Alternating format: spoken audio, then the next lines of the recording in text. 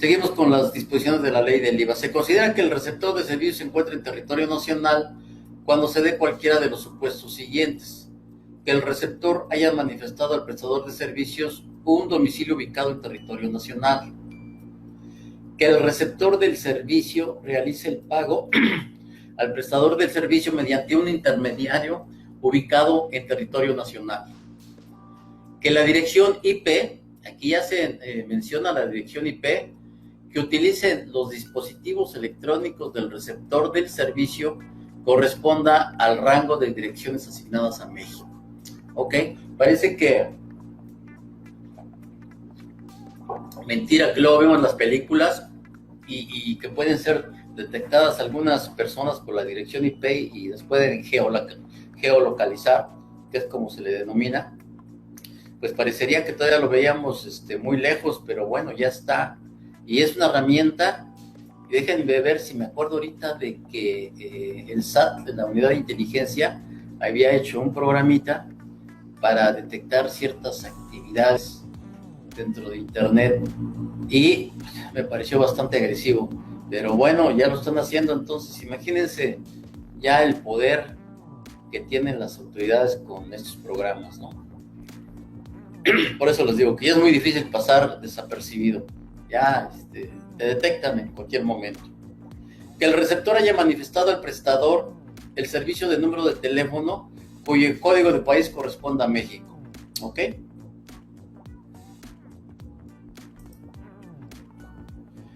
Obligaciones de los residentes en el extranjero, de acuerdo con las disposiciones de la ley del IVA, sin establecimiento en México, que proporcionen servicios digitales a receptores ubicados en territorio nacional. Esto lo encuentran en el artículo 18D de la ley del IVA. Inscripción en el RFC. Lo sabemos, 30 días naturales siguientes, contados a partir de la fecha en que se proporcione por primera vez los servicios. Ofertar y cobrar conjuntamente con el precio de sus servicios digitales el IVA correspondiente en forma expresa y por separado. Y esto es lo que nos cae de extraño y de peso, y como contadores no lo entendemos. ¿Cómo podemos obligar a una plataforma del extranjero que anote en su publicidad, en las revistas que hacen para promover el servicio que están vendiendo, turístico, de que el precio que te estoy dando lleva incluido allá le llaman el VAT, ¿no? El IVA mexicano, el VAT, o el VAT mexicano, ¿no? Entonces, no sé hasta qué punto lleguen estos acuerdos internacionales para que los extranjeros se sometan a esas disposiciones.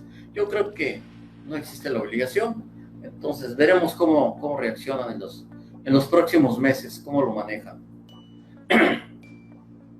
Y aquí está lo interesante: proporcionar al SAT la información sobre, fíjense, número de servicios y operaciones realizadas en cada mes de calendario con los receptores ubicados en territorio nacional, tipo de servicio u operación, precio, número de los receptores, mantener registros base, presentar información de forma trimestral por los periodos comprendidos de enero, febrero, marzo, abril, mayo, junio, julio, agosto y septiembre, y octubre, noviembre y diciembre de cada año, mediante declaración electrónica más tardar el día 17 del mes siguiente al que corresponde el trimestre. Entonces, ahí está la obligación de presentar toda la información, que básicamente es toda la contabilidad, sin gastos, toda la contabilidad, todos los ingresos, sobre los cuales ellos me pueden hacer una estimativa y revisar si se están pagando correctamente los impuestos o no se está haciendo de esa manera. ¿Ok? Emitir y enviar vía electrónica a los receptores de los servicios digitales en territorio nacional los comprobantes correspondientes al pago de las contraprestaciones con el impuesto trasladado en forma expresa y por separado. Cuando yo le voy a hacer mi liquidación a la persona a la cual estoy representando para venderle sus servicios, entonces Todo esto debe estar amparado con este comprobante, el CFDI.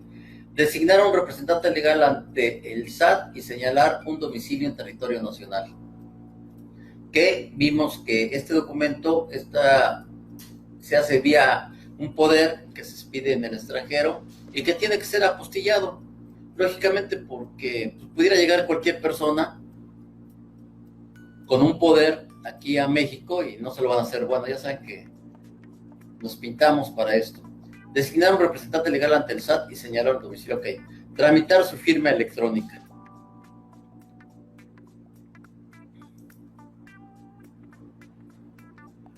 Otras consideraciones. Bueno, tenemos que el cumplimiento de las obligaciones antes citadas no dará lugar a que se considere que el residente en el extranjero constituye un establecimiento permanente en México.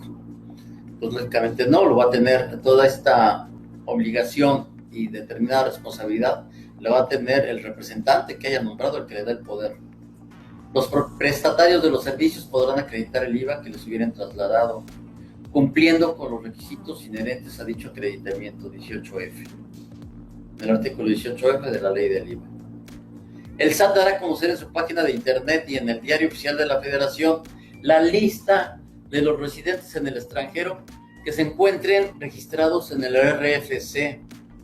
Esto lo hacen como medio de intimidación, como para que no... Yo creo que esto va en contra de la forma que le deben de dar al manejo de la información de terceros. Pero bueno, cuando la plataforma sin establecimiento en México no se encuentre en la lista a que se refiere el punto anterior, los receptores de los servicios ubicados en territorio nacional considerarán dichos servicios como importación en los términos del artículo 24, fracción 2, 3 o 5 de la ley del IVA, según corresponda, en cuyo caso deberán pagar el impuesto en los términos previstos en dicho ordenamiento. Esto se encuentra en el artículo 18J. Entonces, para que vean que se están considerando casi todas las opciones, todas las diferentes vertientes que pudiera tener el otorgamiento de estos servicios. Obligaciones de los prestadores de servicios digitales de intermediación. Seguimos, artículo 18J.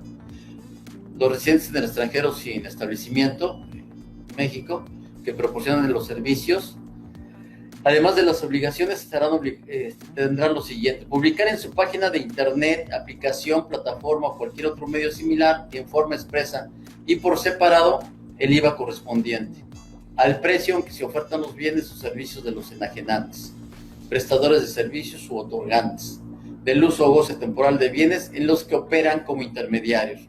Bueno, es lo que comentábamos hace un momento, de que tanto podrán los extranjeros someterse a estas disposiciones. Pues vamos a ver cómo reaccionan en los próximos meses. En el artículo 18J, más obligaciones de los prestadores de servicios. Cuando cobren el precio y el IVA correspondiente a las operaciones de intermediación por cuenta del enajenante, prestador de servicio o otorgante del uso o goce temporal de bienes, deberán retener a las personas físicas que enajenen bienes, presten servicios o concedan el uso o goce temporal de bienes el 50% del IVA cobrado. Si el IVA es al 16%, entonces la retención será el 8%. Y aquí viene el castigo. Si tratándose de personas que no proporcionen a las plataformas digitales la clave del RFC, la retención deberá efectuarse al 100%. Aquí traigo un ejercicio, ahorita lo analizamos para que lo vean. Entrará la retención a más tardar el día 17 del mes inmediato posterior. Expedir a cada persona física a la que le hubiera efectuado la retención un comprobante fiscal digital de la retención de información de pagos a más tardar, son 5 días, siguientes al mes en el que se efectuó la retención. Inscribirse en el RFC ante el SAT como personas retenedoras.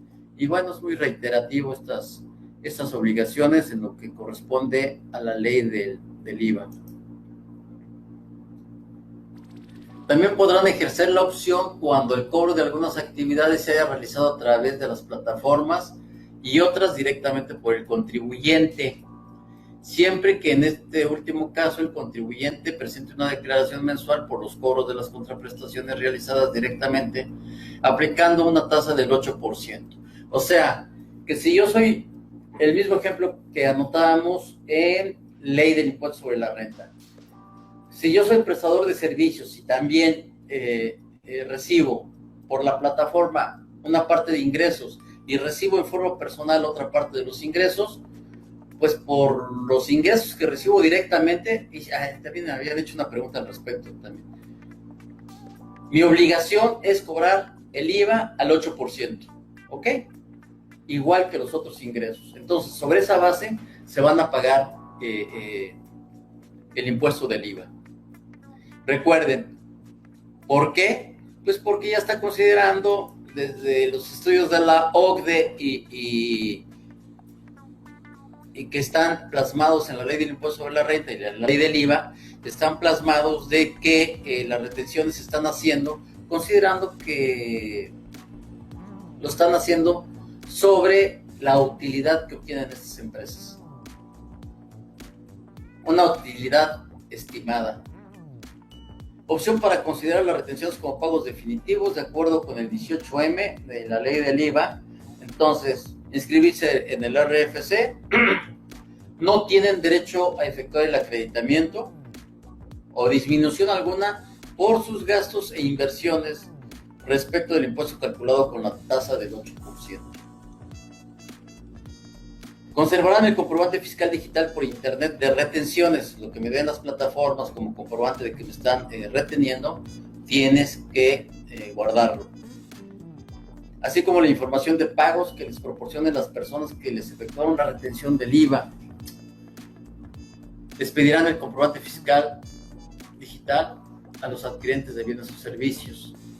Presentarán un aviso de opción ante el Servicio de Administración Tributaria conforme a las reglas de carácter general que para tal efecto emita dicho órgano dentro de los 30 días a aquel en el que el contribuyente perciba el primer cobro de las actividades celebradas por conducto de las personas que se refiere el artículo 18 de esta ley. ¿Ok? Ahorita vamos a ver lo del aviso. Quedarán relevados de presentar declaraciones informativas. Pues sí, yo creo que ya el asunto de presentar declaraciones informativas, si ellos ya tienen toda la información en los FDIs, yo creo que ya es ocioso, ¿no? Un doble trabajo.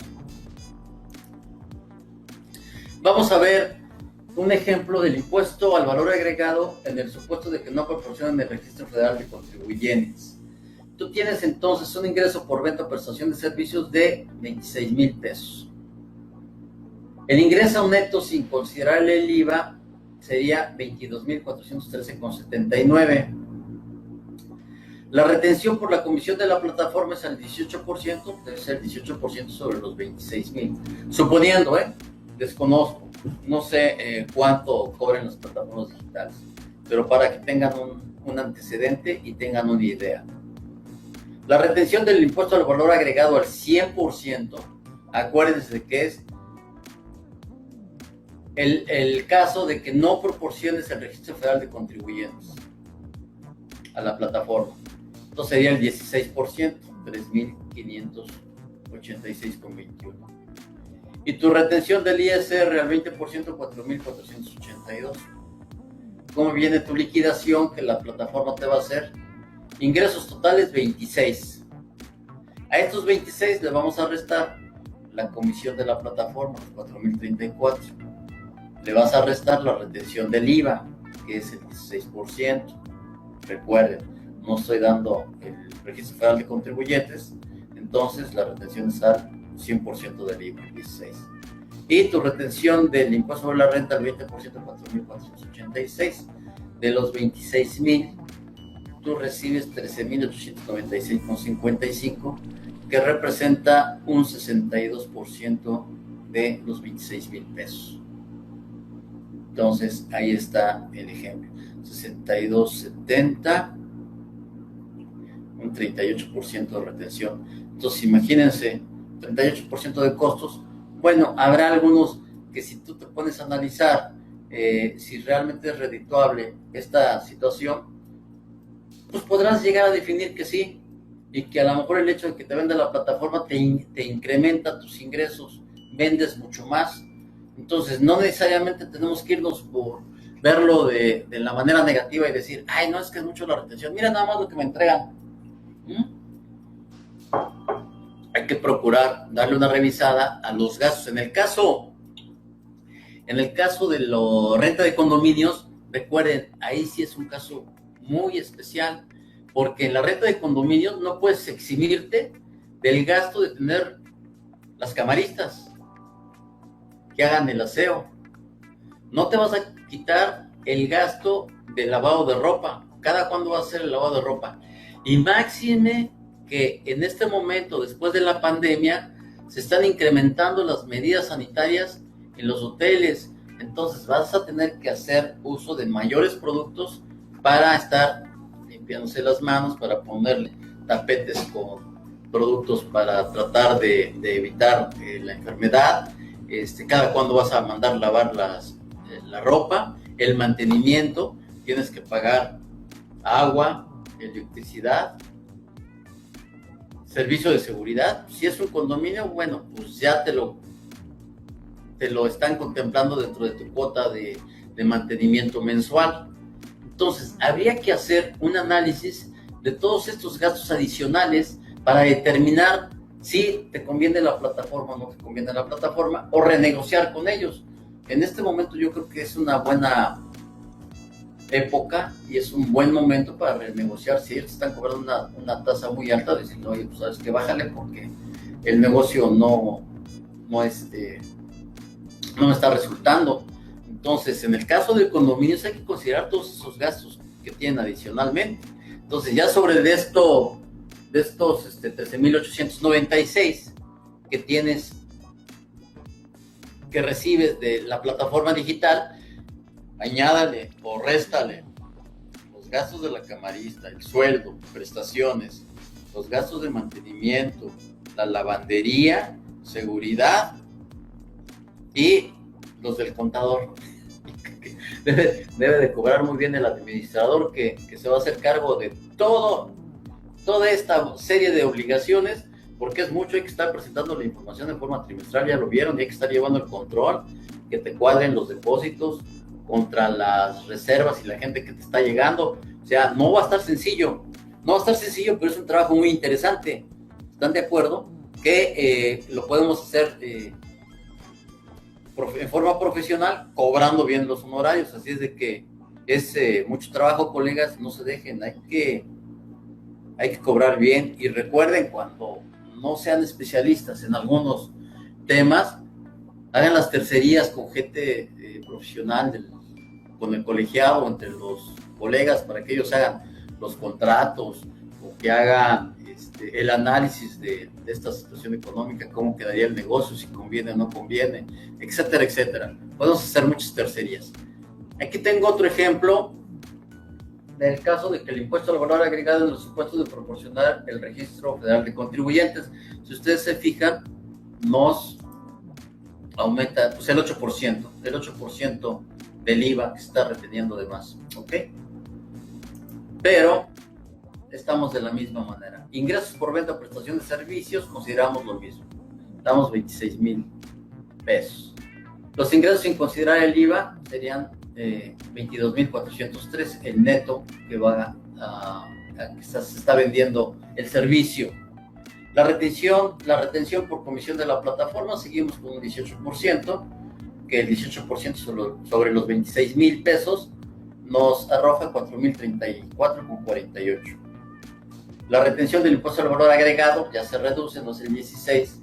Si das el RFC, te van a retener el 8%, pues tienes 1,793,10. La retención del impuesto sobre la renta, el 20%, son 4,482.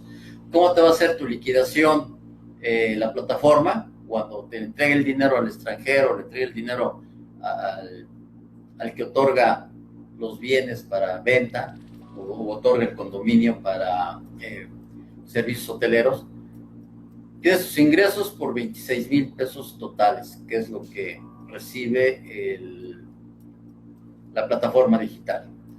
Tu comisión de plataforma, los mismos 4,034,48 centavos.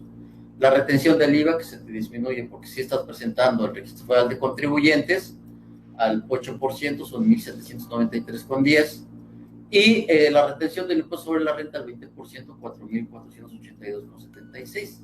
Vas a recibir por estos ingresos 15.689, que es un 70% de tus ingresos totales. Entonces, estando claros con esta información, déjenme cargar. Entonces, quiero darle una revisada. Bueno, primero vamos a ver la cuestión de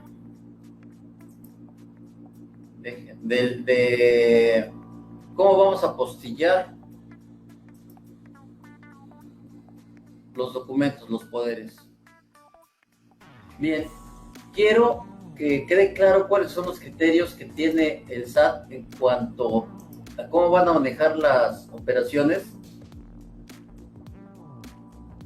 para que ustedes vean cuál es el criterio y sepan ya definitivamente, ya no hay necesidad de andar adivinando cómo me va a tratar el SAT si yo hago esto, cómo va a tratar el SAT si yo hago el otro. Entonces, tener mucho cuidado del manejo. Entonces, ¿no? Servicios de hospedaje a través de plataformas tecnológicas se encuentran sujetos al pago del ISR. Entonces, para que aquellos que todavía se quieren escapar y se quieren eximir de la obligatoriedad, pues aquí los criterios no vinculativos, que sabemos que no son vinculativos porque no obligan.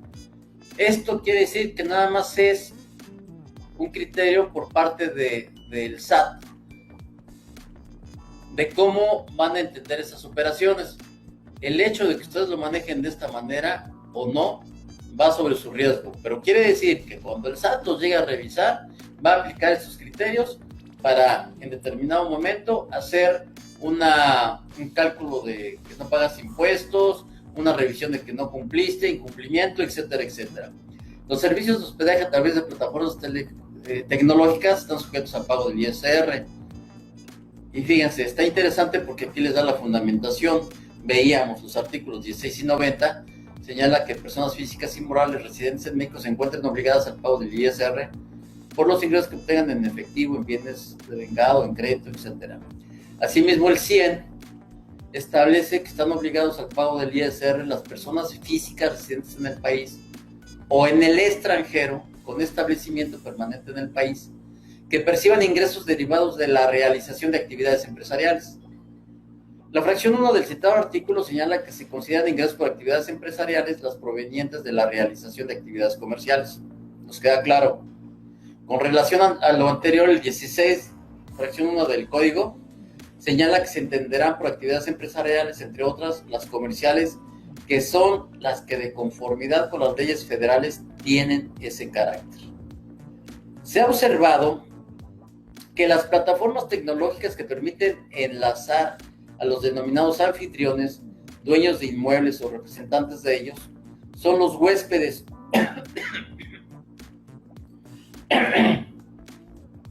usuarios de plataformas, es decir, los clientes, con la finalidad de que los anfitriones les presten servicios, principalmente de hospedaje en el país. Aquí se homologa el término de anfitrión, por ahí lo tomaron en el estado de la OCDE también. Al respecto, se considera que los servicios que los anfitriones ofrecen mediante dichas plataformas son servicios de hospedaje y por ende empresariales, por las siguientes razones. Conforme al artículo 2666 del Código Civil Federal, el contrato de hospedaje se da cuando alguna presta a otra el albergue mediante la retribución convenida, comprometiéndose o no a proporcionar además otros servicios complementarios, alimentos y demás gastos que origine el hospedaje. En este caso, el único servicio que se está dando cuando tú rentas un condominio es la habitación, regularmente. Hay algunos que ya son varios condominios que se prestan, que fíjense, hay otra situación aquí también especial que vale la pena mencionar. La mayoría de los condominios tienen prohibido, dentro de su reglamento de condominios, que se renten estos condominios en estos planes. ¿Por qué? Porque luego llegan gente o gentes jóvenes que echan relajo y empiezan a tender la ropa allá afuera, se ve bastante mal. andan sin playera, echando relajo por todos los pasillos, en los edificios, etcétera, etcétera. Entonces, como que la gente no se le hace muy cómodo estar lidiando con ruidos a muy altas horas de la madrugada porque tienen una pachanga, etcétera, etcétera. La mayoría de los condominios tienen prohibido de que estos sean rentados en forma de Airbnb como hospedaje. El contrato de hospedaje puede ser tácito, como se estipula en el 2667 del Código Civil Federal, aunque los anfitriones pueden solicitar que los huéspedes firmen un contrato. ¿Cómo van a descubrir? Ahí se presenta la duda. ¿Cómo va a descubrir la autoridad de que yo estoy rentando un condominio a turistas? Porque regularmente lo primero que dicen todos los propietarios de los condominios, no, es que es mi hermano, es mi prima, es mi tía, es mi mamá, se lo presté, ellos son los que llegaron, todos son familiares. Pero si alguien se inconforma, les pueden interponer una demanda, ¿no?, a estas personas. Pero va a estar un tanto cuanto difícil, a no ser que estén revisando las grabaciones que tienen las cámaras de vigilancia dentro de los condominios, en caso de que sea un condominio que sea bastante grande, con bastantes recursos, pues sí lo van a poder hacer, ¿no? Tácito quiere decir que se sobreentiende, ¿no?, aunque no esté por escrito. En el caso de las plataformas tecnológicas, el servicio de hospedaje se contrata por días determinados. La tarifa se paga por día y no se establece un plazo mínimo para que se otorgue el servicio. Se ha detectado que algunos contribuyentes que prestan servicios de hospedaje a través de plataformas tecnológicas no efectúan el pago del ISR que les corresponde por los ingresos que perciben conforme a lo señalado en los párrafos anteriores, aun y cuando, conforme a los artículos 16, 90, 100, 106, 109 de la ley del ISR, tienen la obligación de hacerlo.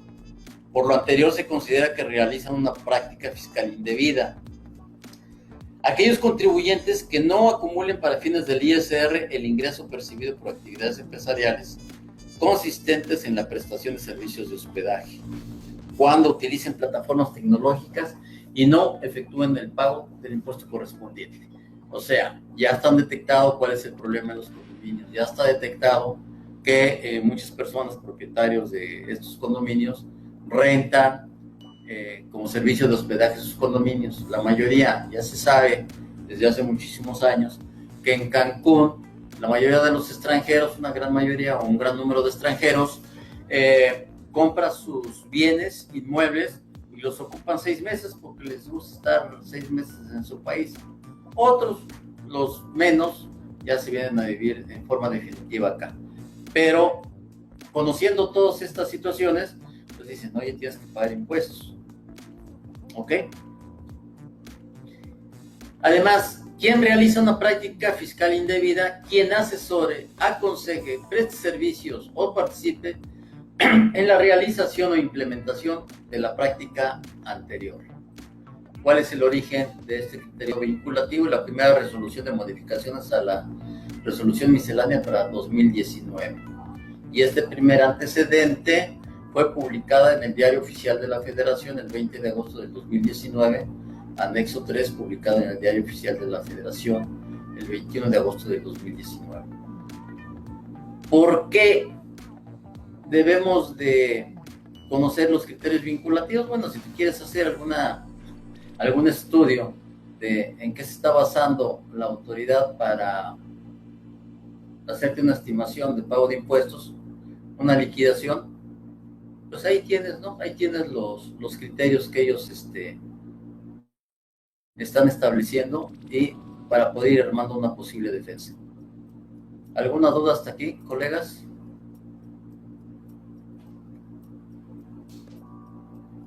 Aquí hay el criterio 10 del impuesto al valor agregado, el cual se refiere también a bienes inmuebles destinados a hospedaje a través de plataformas digitales. Entonces ya nos dice que el artículo 1 en la fracción 3 establece quiénes están obligados al 16, ¿no? El 19 establece qué se entiende por uso o goce temporal de bienes. Por su parte, el 20 establece que no se pagará el impuesto por el uso o goce temporal de los bienes inmuebles destinados a casa, habitación. Esto quiere decir renta, no siendo aplicable dicha exención a los inmuebles o parte de ellos en los casos siguientes: a inmuebles amueblados, a inmuebles destinados como hoteles, a inmuebles destinados como casas de hospedaje. Y sigue la misma estructura en sus criterios no vinculativos, que se ha detectado que existen contribuyentes, personas físicas y morales, que a través de una plataforma tecnológica otorgan hospedaje sin pagar IVA por dicha actividad. ¿Ok? Dado que el hospedaje se excluye de la exención que se aplica para el uso o goce temporal de inmuebles destinados o utilizados exclusivamente para casa-habitación, dicha actividad está afecta a pago del IVA. Derivado de lo anterior, las personas físicas o morales que utilicen plataformas están obligadas al pago del impuesto. Entonces, en resumen, concluyendo, se considera que realizan una práctica fiscal indebida aquellos contribuyentes que omitan el pago del IVA correspondiente por otorgar el hospedaje mediante el uso de plataformas tecnológicas. Segundo, para no variar, quien asesore, aconseje, preste servicios o participe en la realización o implementación de la práctica anterior. Y el origen, pues ahí está la primera resolución de modificaciones. Y bueno, entonces creo que queda claro, no hay duda respecto a esto, colegas. Y déjenme ver, es que como era tanto material, dije, a lo mejor no nos va a alcanzar el tiempo para verlo. Afortunadamente sí nos alcanza el tiempo. Entonces tengo que andar buscando aquí en las publicaciones, porque ya saben que para estar copiando de PDF a Word es una lata, aun cuando hay una forma de convertir los archivos PDF a Word. Nada más que perdí el procedimiento por ahí. Entonces, otro criterio de la ley del impuesto sobre la renta que es interesante, y sí también lo quiero compartir con ustedes, es qué es lo que consideran establecimiento permanente, porque muchos dicen, oye, pues es que yo no sé en qué ley, en dónde viene. Bueno, pues aquí está todo el estudio y cómo llega a la conclusión el SAT de lo que es un establecimiento permanente. El artículo 1 de la ley del ISR, en su fracción 2, dice que cuando se trata de residentes en el extranjero que tengan un establecimiento permanente en el país, respecto de los ingresos atribuibles a dicho establecimiento permanente, y lo consideran. En el artículo 2, segundo párrafo del ISR, el artículo 5 de los tratados, fíjense, ya también se está viendo el artículo 5 de los tratados para evitar la doble tributación que México tiene en vigor, y los párrafos 31, 35 de los comentarios al artículo 5 del modelo de convenio tributario sobre la renta y el patrimonio. Aquí hace referencia a la recomendación adoptada por el Consejo de la OCDE el 23 de octubre de 1997, tal como fueron publicados después de la adopción por dicho Consejo de la novena actualización o de aquella que la sustituya.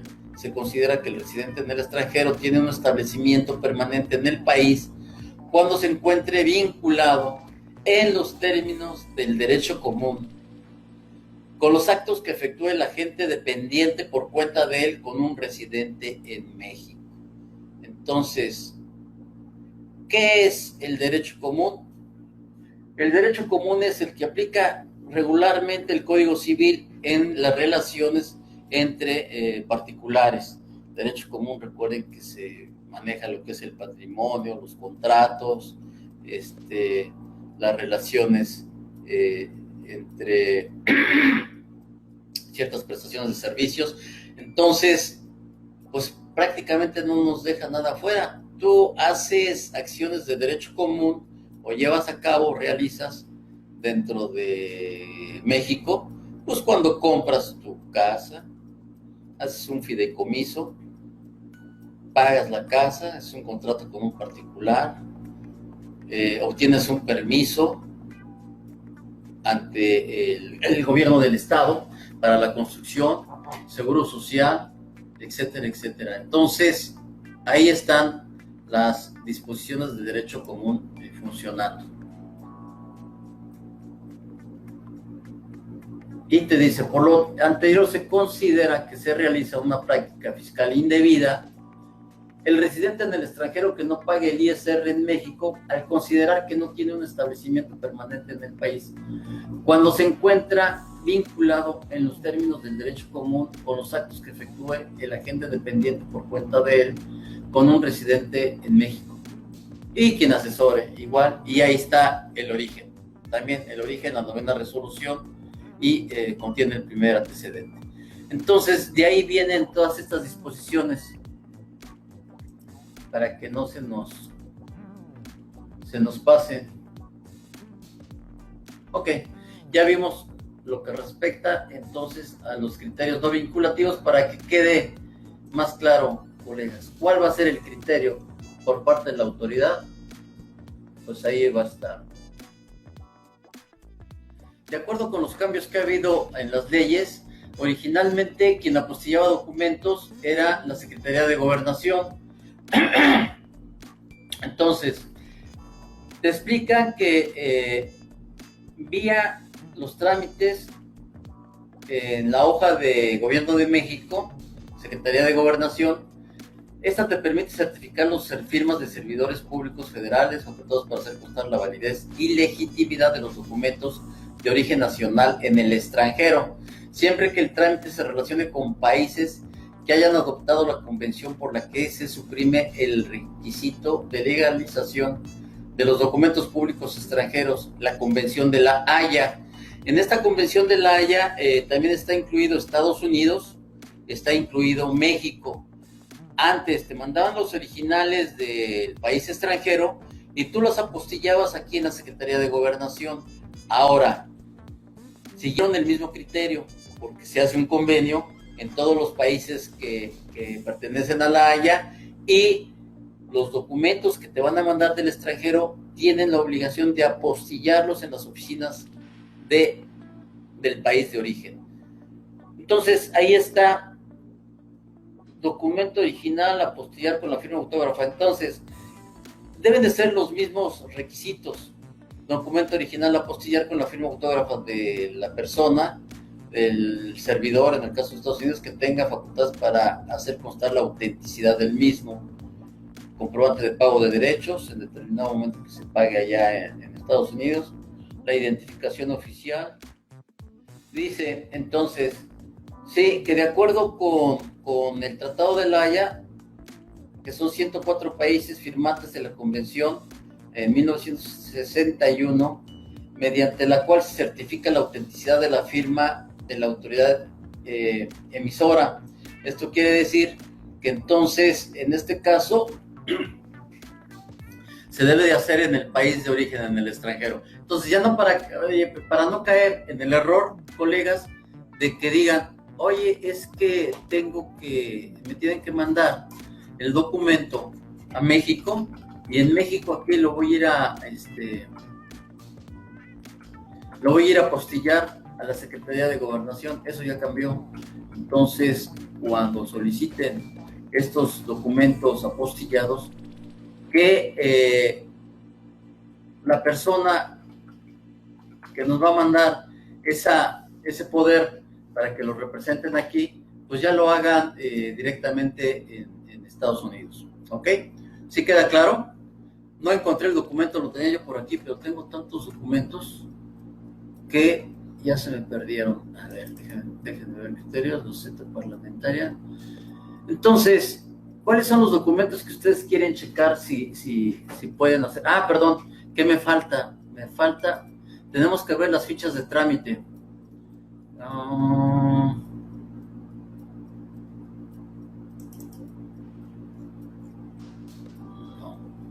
Tenemos que ver las fichas de trámite para saber cuáles son los pasos que se deben de hacer para registrar a las personas dentro del SAT. A ver, permítanme tantito, estoy buscando este documento. Por ahí, mientras si alguien de ustedes tiene alguna pregunta, ha quedado claro lo que hemos visto. Entonces, en forma general, lo que estamos viendo es que ya va a existir una retención para los servicios prestados por plataformas. Que la exención pues, son para libros y para, en el caso de muebles usados. Que en situación de que no presentes tu registro federal de contribuyentes, pues la retención se incrementará en el caso del IVA al 100%. El ejercicio, les vamos a pasar el material para que ustedes tengan oportunidad de ver el ejercicio y que les quede más claro. La mecánica yo creo que es muy sencilla. Ya tenemos la mecánica. Entonces, cobra la plataforma, se da de alta, nombra a un representante legal que le va a otorgar un poder, el cual debe ser apostillado y que este documento se apostilla en el país de origen. Te lo manda a México. En México, con ese documento, el representante legal vas a llevar tus identificaciones y vas a darte de alta o vas a dar de alta esta plataforma en el SAT. Esto se hace vía un procedimiento que está en una ficha de trámite. Las fichas de trámite se encuentran en el anexo, creo que es el 7 o el 3, que es lo que no encuentro ahorita en este momento. Lo perdí, inclusive hice dos copias y para no variar, cuando se necesitan las cosas no aparecen.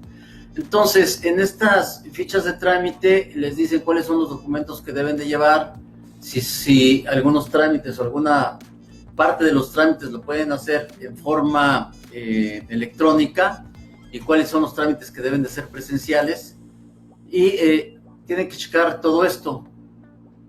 Ya una vez, y ahí les dice cuáles son los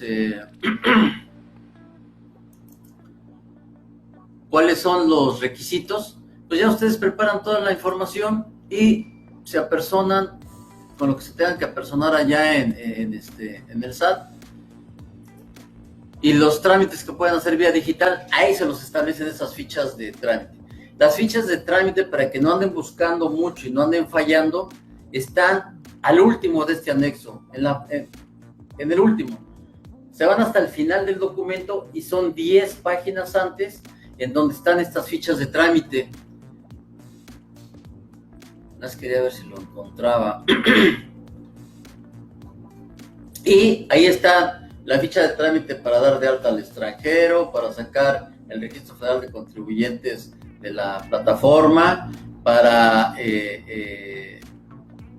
son como 4 o 5 trámites. Ahí los pueden encontrar fácilmente. Entonces, pues así las cosas, colegas. Quiero ver si tienen alguna pregunta en este momento. ¿Ha quedado claro todo la situación? La cuestión que yo les digo y les reitero, tengan mucho cuidado en que se hagan planeaciones fiscales que no aplican. ¿Por qué? Porque el SAT ya tiene absolutamente todos los elementos para podernos detectar. Les comentaba, existía o existe un convenio entre Estados Unidos y México en donde se da información de los depósitos que reciban los ciudadanos de $500 para arriba, y cuando llegan a acumular grandes cantidades se pasa la información a Estados Unidos y México. Entonces lo que hace el SAT es, esa persona la voy a revisar aquí en México, o esta persona la voy a revisar en Estados Unidos. El intercambio de información ya está terrible. Ya nos pueden caer en cualquier operación. Nos encontramos ahorita con una empresa que está afectando directamente a algunos de nuestros clientes, en donde ya aparece en el 69B, ya aparece en el listado. La problemática es que cuando tienen el problema encima, este tipo de compañías lo que hacen es que se hacen a un lado. Y fíjense, lo que realmente a veces dices como contador, no lo puedo creer. Si tú, mi cliente, contrataste a esta persona para que te dé asesoría y te resuelva tus problemas, pues ellos son a los que les debes de preguntar, ¿no? Se supone que ellos son los especialistas. ¿Para qué vienes? Ahora, el cliente viene contigo como contador que le estás maquilando la contabilidad y te dice, oye, ¿qué es la documentación que me debe de entregar esta persona? ¿Qué es lo que, qué es lo que me debo de poner a solicitarle para estar listo por si llega el SAT y me revisa? Pues mira, es la información de las declaraciones, el alta del seguro social, la nómina, los pagos de seguro, los pagos de la nómina, toda la información que compruebe que realmente los trabajadores que tenía esta persona son o eran trabajadores y no estaba simulando, ¿ok? Y parece que lo único que les entregó a esta compañía es el contrato, les entregó el contrato entre ellos dos y un alta del seguro social, pero todos los demás documentos no. Entonces, esto es en lo que nos tenemos que poner abusados, porque recuerden que ya existe también la obligación de las operaciones o planeaciones que debemos de informarle al SAT de que están haciendo dentro de la empresa. Aun cuando nosotros, ahí queda un poquito no muy clara la situación. Las operaciones reportables. Si tú dices como contador que vas a hacer una determinada planeación en una empresa, la debes de registrar y la empresa te debe de obligar a hacerlo. Si no lo haces tú, la empresa tiene la obligación de registrar esa planeación dentro de la plataforma del SAT. Y las multas están así medias altas. Entonces, ¿hasta qué punto te pueden acusar a ti como contador de que, aun cuando supiste que estaba llevando una planeación agresiva dentro de la empresa, tú no dijiste nada? Podemos pasar como cómplices. Acuérdense que en derecho los delitos son de hacer y de no hacer.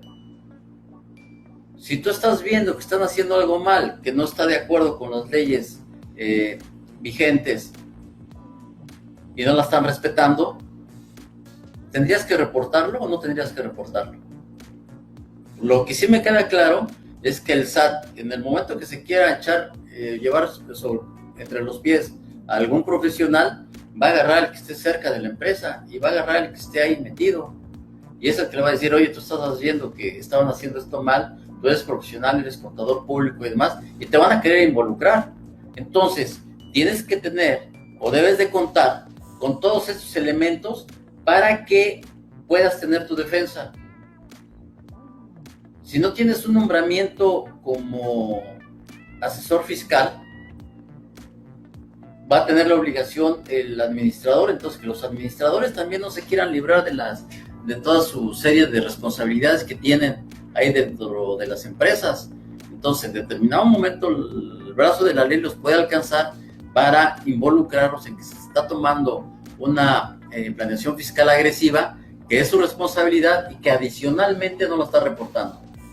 Entonces, hay muchísimos detalles. Recuerden, hay que revisar las leyes, ley de impuestos sobre la renta, ley del IVA, Código Fiscal de la Federación. Hay que revisar los reglamentos, hay que ver estos criterios no vinculativos para saber cómo piensa el SAT, para saber cómo me va a atacar en determinado momento que yo tenga una revisión.